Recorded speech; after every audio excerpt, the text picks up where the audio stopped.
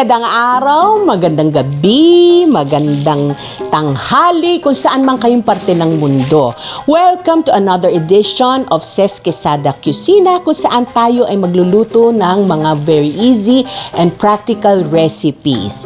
Ang ating lulutuin ngayon ay matagal na rini-request ng ating mga members of our community.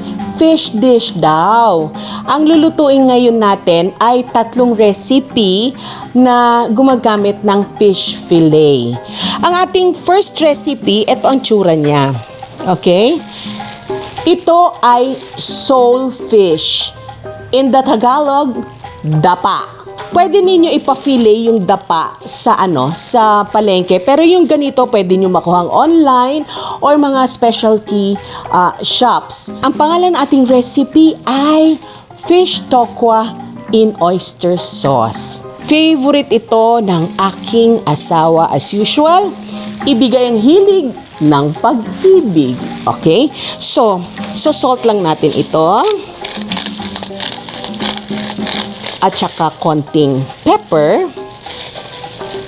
Konti lang kasi malasa yung ating sauce. So, hindi natin kailangan talagang i-season ng bonggang-bongga ito. Usually, hinihiwa ko to into little pieces. Katulad ng ganito. Yan. Para mas madali siyang i-manage.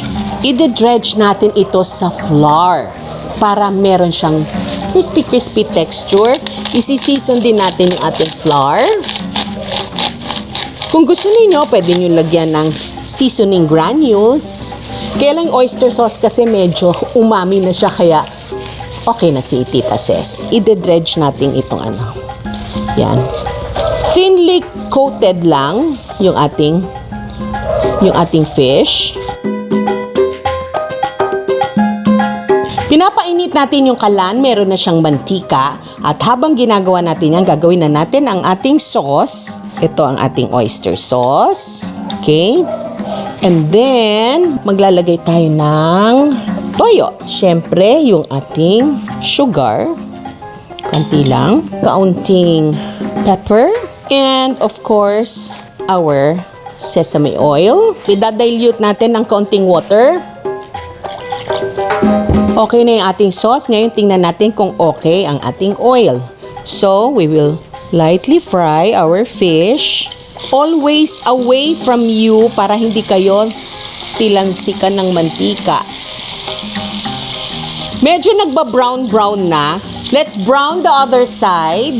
Gusto natin, medyo malambot pa rin yung gitna, pero luto. This is the kind of brown na gusto natin.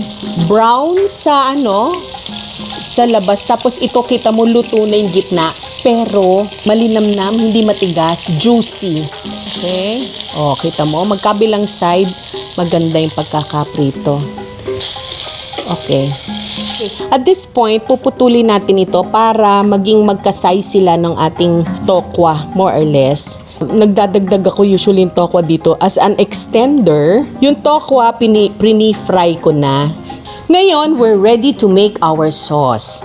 Ang gamit ko dito, peanut oil, kasi Chinese siya, pero pwede din ibang oil. Ang ating onions. Lulutuin natin ito hanggang sa lumabas yung kanyang sweet quality pag nangamoy-ngamoy na. Siyempre, susunod dyan ang ating bawang. Isusunod natin ang ating bell pepper. Okay. Ngayon, ilalagay na natin ang ating sauce.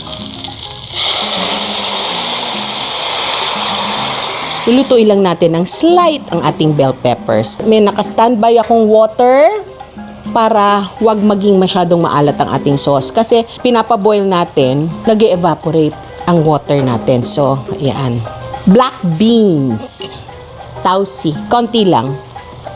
Tapos, ilalagay na natin ang ating fish fillet. And of course, our tokwa. Ang ating last step ay lalagyan natin ng slurry para lumapot yung ating sauce. Slurry is just cornstarch na tinunaw sa konting water. Lumalapot-lapot na. A dash of sesame oil for the win.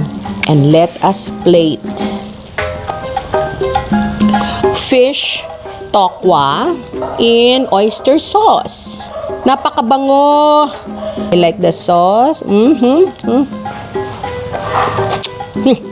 So good. Minsan nilalagyan ko pa to ng mushrooms at saka sotanghon para complete meal na siya. Tokwa, fish, and oyster sauce for the win!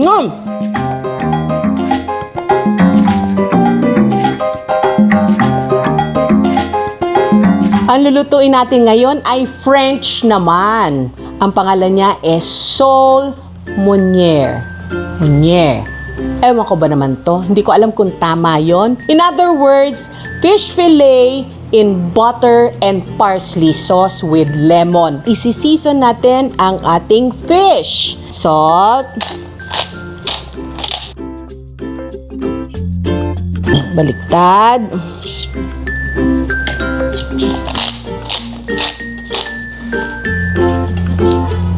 I-dredge natin ito, syempre, sa flour para magkaroon siya ng konting texture. Lalagyan natin ng kaunting cornstarch. At lalagyan natin, syempre, isi-season din natin siya. Ipa-fry natin ang ating fish, mild fry lang. Ang French kasi talagang halos lahat ng cooking nila, linulunod nila sa butter. Pwede namang itabi nyo ng konti ang sauce or you serve it separately. We will now put the oil sa ating butter. Ang butter sa ating oil. Yan, okay. Actually, yung butter sauce, isa-separate natin yan mamaya. Ito ay ipang-fry lang natin ng ating fish. I-dredge natin ang ating fish. Tapos, tsaka natin siya lightly fry natin.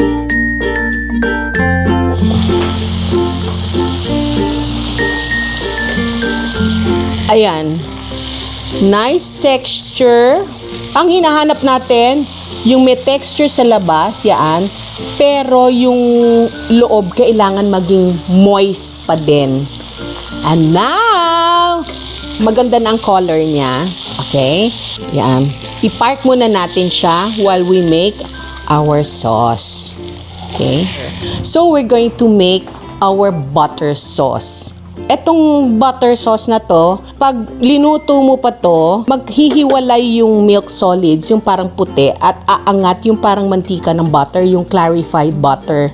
Ang mga French, pag nagluluto sila, pinapa-brown nila yun. Pwede na rin kahit ganito. Total, hindi naman authentic chef ako eh. Ako isang cook na mahilig lang kumain. Maglalagay syempre tayo ngayon ng ating garlic. Hindi natin dapat susunugin yung ating garlic. Pagka ganyan na, pwede mo nang ilagay ang inyong lemon juice. Lalagyan natin ng konting salt. At syempre, parsley. Ay, ang bango. Itong mga Pranses na to, gagaling talaga.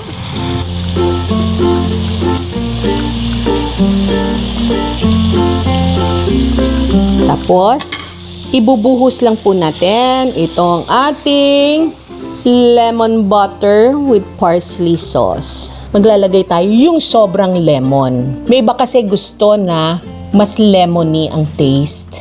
Pwede kayong gumamit na ibang fish katulad ng cream dory, tilapia. Basta yung medyo wag naman magbibitak-bitak. Ako siguro pinaka-closest cream dory. So, tikman na natin. Siyempre gusto ko yung may lemon butter. Oh my goodness. Eksakto yung alat. Eksakto yung asim na ginagawa ng lemon. May konting hint ng parsley. Napakasarap. Gawin niyo ito. Sole Meunière.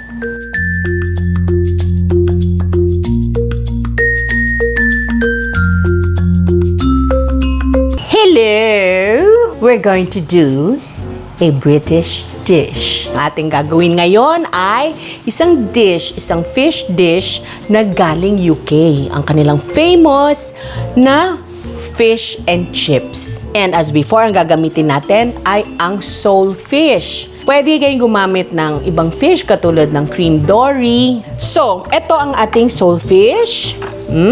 Pwede nyo bilhin ito sa online or your friendly neighborhood deli shop, palengke. Isi-season natin ito with salt and pepper. So, babaliktarin lang natin.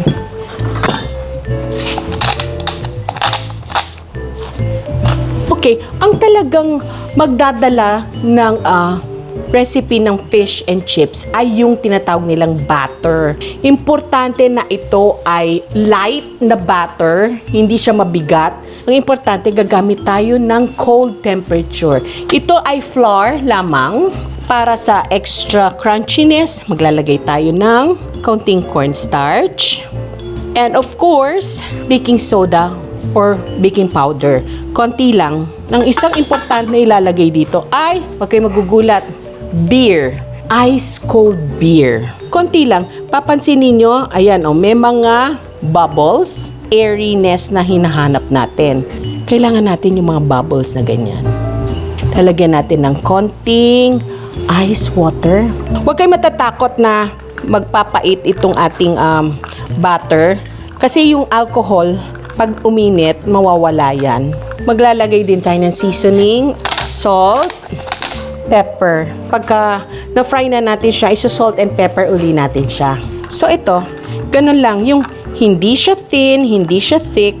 Pinatong ko siya dito sa isang ice bath para hindi uminit, magpatuloy ng lamig siya. And now we are ready to fry. Para makatipid sa mantika, niliitan ko yung pan para mas konting mantika ang gamitin natin. So, yan.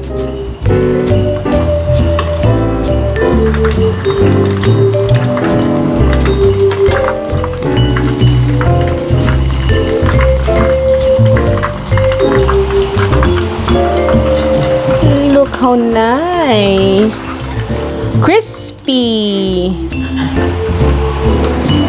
Gagawin natin ngayon ang sauce. Honey mustard sauce. Dahil honey mustard sauce siya, syempre may mustard. Okay, this is Dijon mustard. Okay. Syempre, konting honey. Lagyan ko lang ng konting bawang. Konti lang, siguro half a teaspoon. Para may konting sipa lang, no? This is our version of honey mustard. Hindi tayo gumamit ng olive oil.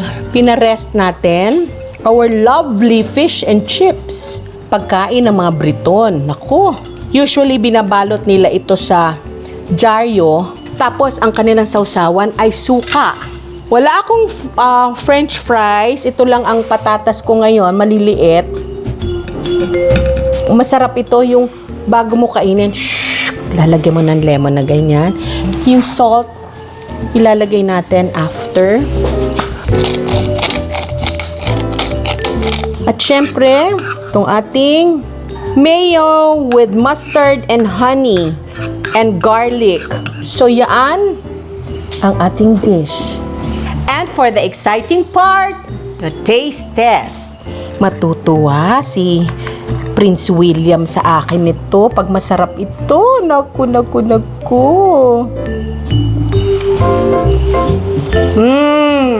Promise, matutuwa ang pamilya nyo sa inyo.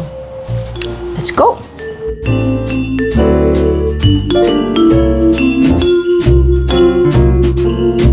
At natapos na naman ang isang makasaysayang adventure dito sa ating kusina. For today, nagluto tayo ng Chinese, yung ating fish tokwa and oyster sauce.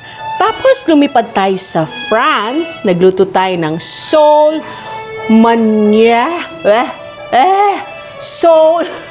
in lemon butter sauce. At napunta tayo sa Inglaterra, sa UK, gumawa tayo ng fish and chips. Gusto ko lang sabihin na hindi po ako chef.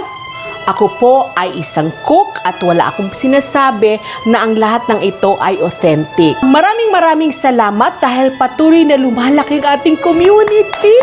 Mag-subscribe, mag-like, mag-comment para hindi kayo nahuhuli sa mga goings on dito sa ating community. Ikaw, ako, sila, tayong lahat, maging member dito sa community. At lahat tayo magkakaroon ng dating kahit wala tayong masyadong datong. Oo, mahirap ang buhay, pero pwedeng gawa ng paraan. Hanggang sa muli! Paka!